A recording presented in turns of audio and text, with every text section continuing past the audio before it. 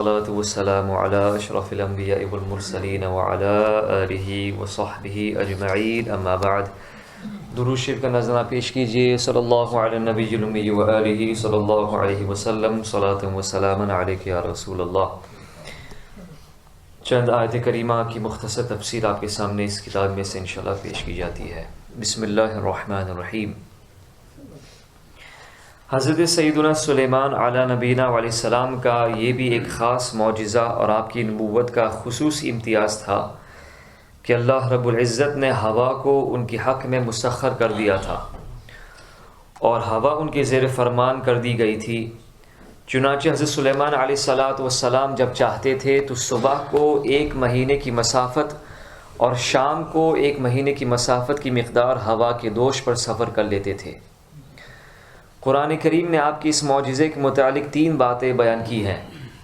پہلی بات تو یہ کہ ہوا کو حضرت سلیمان علیہ السلام کے حق میں مسخر کر دیا۔ دوسری بات یہ کہ ہوا ان کے حکم کے اس طرح تابع تھی کہ شدید تیز و تند ہونے کے باوجود ان کے حکم سے نرم اور آہستہ روی کے باعث راحت ہو جاتی تھی۔ تیسری بات یہ کہ ہوا نرم رفتاری کے باوجود اس کی تیز رفتاری کا یہ عالم تھا کہ حضرت سلیمان علیہ السلام کے صبح و شام کا جدا جدا سفر ایک شہ سوار کے مسلسل 1 ماہ کی رفتار کے برابر تھا۔ گویا حضرت سلیمان علیہ السلام کا تخت انجن اور مشین جیسے ظاہر اسباب سے بالاتر صرف ان کے حکم سے ایک بہت تیز رفتار ہوائی جہاز سے بھی زیادہ تیز مگر سبک روی کے ساتھ ہوا کے کاندھے پر اڑا چلا جاتا تھا۔ اس مقام پر تخت سلیمان اور آپ کے سفر کے متعلق جو تفصیلات سیرت کی کتابوں اور تفسیروں میں منقول ہیں ان میں بہت سے واقعات اسرائیلیات کا ذخیرہ ہے جن کو بعض واعظین بیان کرتے ہیں مگر ان کی کوئی قابل اعتبار سند نہیں ہے، اس لیے وہ قابل اعتبار بھی نہیں ہے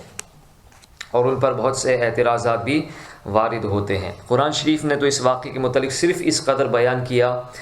سورۃ الانبیاء میں وَلِسُلَيْمَانَ الرِّيحَ عَاصِفَةً تَجْرِي بِأَمْرِهِ إِلَى الْأَرْضِ الَّتِي بَارَكْنَا فِيهَا وَكُنَّا بِكُلِّ شَيْءٍ عَالِمِينَ۔ اور سلیمان کے لیے تیز ہوا مسخر کر دی کہ اس کے حکم سے چلتی اس زمین کی طرف جس میں ہم نے برکت دی تھی اور ہم کو ہر چیز معلوم ہے۔ اور سورہ سبا میں یہ ارشاد فرمایا وَلِسُلَيْمَانَ الرِّيحَ غُدُوُّهَا شَهْرٌ وَرَوَاحُهَا شَهْرٌ کہ سلیمان کے قابو میں ہوا کر دی کہ اس کی صبح کی منزل 1 ماہ کی راہ اور شام کی منزل 1 ماہ کی راہ۔ اور سورہ صاد میں فرمایا فَسَخَّرْنَا لَهُ الرِّيحَ تَجْرِي بِأَمْرِهِ رُخَاءً حَيْثُ أَصَابَ تو ہم نے ان یعنی سلیمان کے لیے ہوا کو تابع فرمان کر دیا کہ اس کے حکم سے نرم نرم چلتی جہاں وہ چاہتے۔ سبحان اللہ۔ مزید حضرت سلیمان علیہ السلام کی خصوصیات آپ کے سامنے بیان کی جاتی ہے کہ چونکہ آپ عظیم الشان عمارتوں اور پرشوکت قلعوں کی تعمیر کے بہت شائق تھے، بہت شوق رکھتے تھے،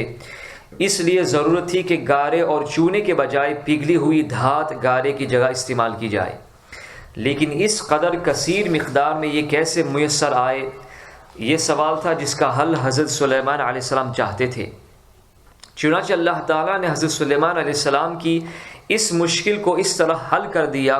کہ ان کو پگھلے ہوئے تانبے کے چشمے عطا فرمائے۔ سبحان اللہ۔ بعض مفسرین کہتے ہیں کہ اللہ تعالی حسب ضرورت حضرت سلیمان علیہ السلام کے لیے تانبے کو پگھلا دیتا تھا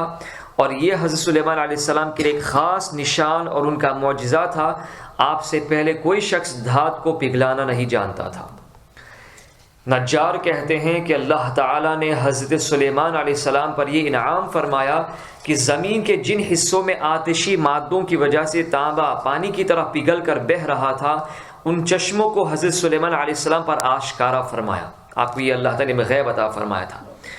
آپ سے پہلے کوئی شخص بھی زمین کے اندر دھات کے چشموں سے آگاہ نہ تھا۔ چنانچہ مفسرین بیان کرتے ہیں کہ پگھلے ہوئے تانبے کے چشمے یمن میں تھے جن کو اللہ تعالیٰ نے حضرت سلیمان علیہ السلام پر ظاہر فرما دیے تھے۔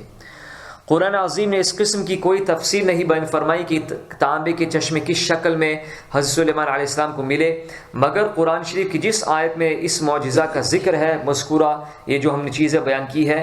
اس آیت کا مصداق بن سکتی ہے کہ اللہ تعالیٰ ارشاد فرماتا ہے وَأَسَلْنَا لَهُ عَيْنَ الْقِطْرِ ہم نے یعنی ان سلیمان علیہ السلام کے لیے پگھلے ہوئے تانبے کا چشمہ بہایا۔ اس سے ہمیں کا درس ہدایت ملتا ہے کہ ہوا پر حکومت اور پگھلے ہوئے تانبے کے چشموں کا مل جانا یہ حضرت سلیمان علیہ السلام کا معجزہ ہے جو قرآن شریف سے ثابت ہے، اس پر ایمان لانا ضروریات دین میں سے ہے۔ بعض ملحدین جن کو معجزات کے انکار کی بیماری ہو گئی ہے وہ ان معجزات کے بارے میں عجیب عجیب مضحکہ خیز باتیں بکتے اور رقیق تعویلات کرتے رہتے ہیں۔ مسلمانوں پر لازم ہے کہ ان ملحدوں کی باتوں پر کوئی توجہ نہ کرے اور معجزات پر یقین رکھتے ہوئے ایمان لائے۔ واللہ تعالی عالم۔ اور مزید حضرت سلیمان علیہ السلام کے بارے میں بتایا جاتا ہے کہ ایک مرتبہ جہاد کی ایک مہم کے موقع پر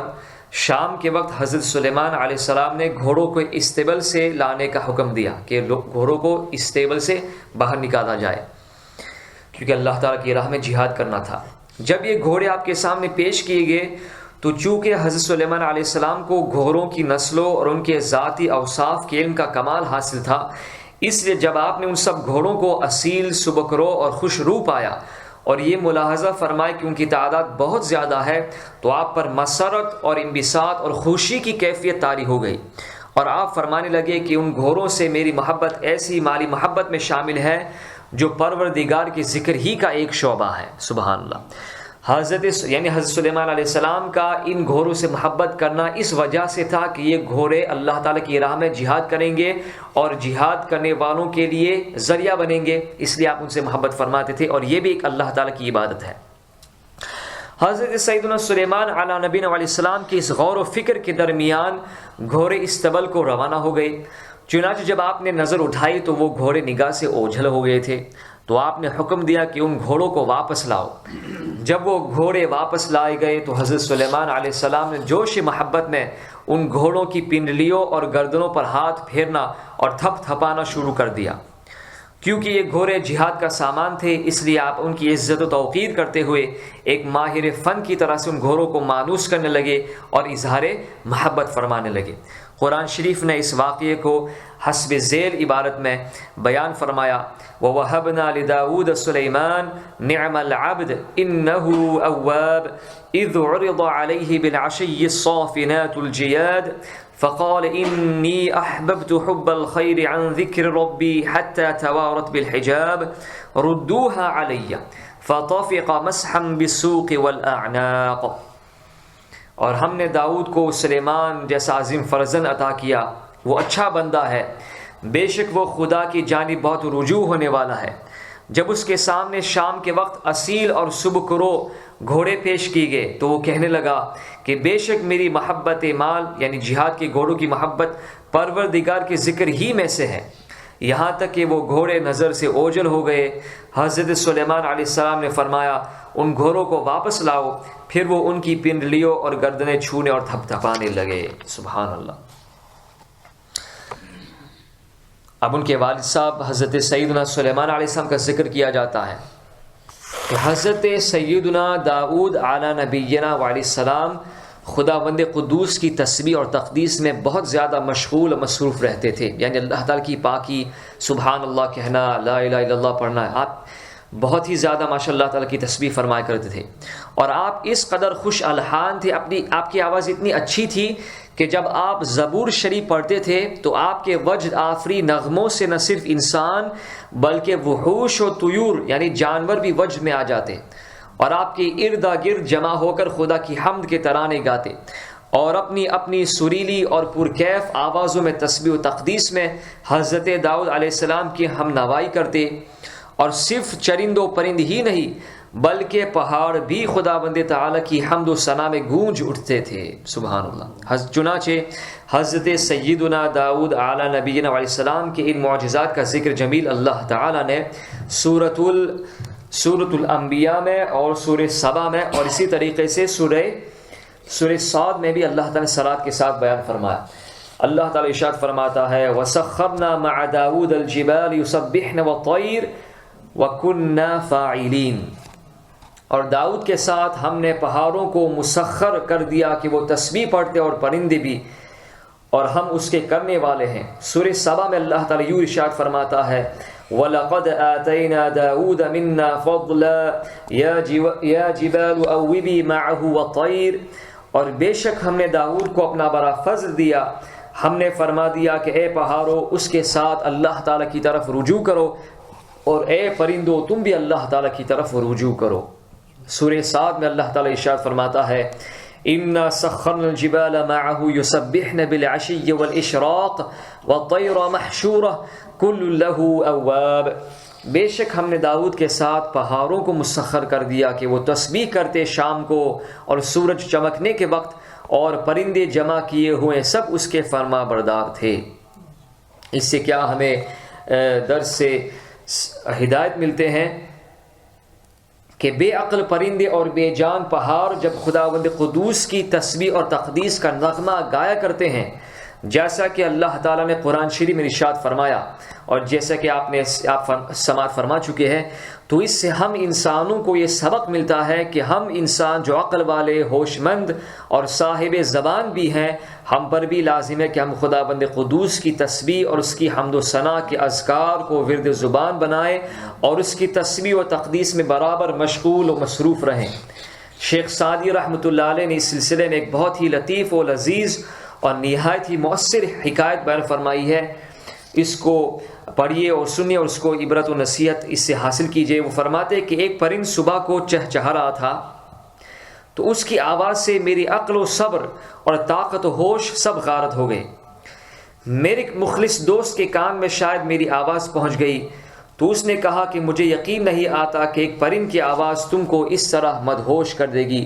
تو میں نے کہا کہ یہ آدمیت کی شان نہیں کہ پرند تو تسبیح پڑھے اور میں خاموش رہوں۔ تو اللہ تعالیٰ ہم سب کو بھی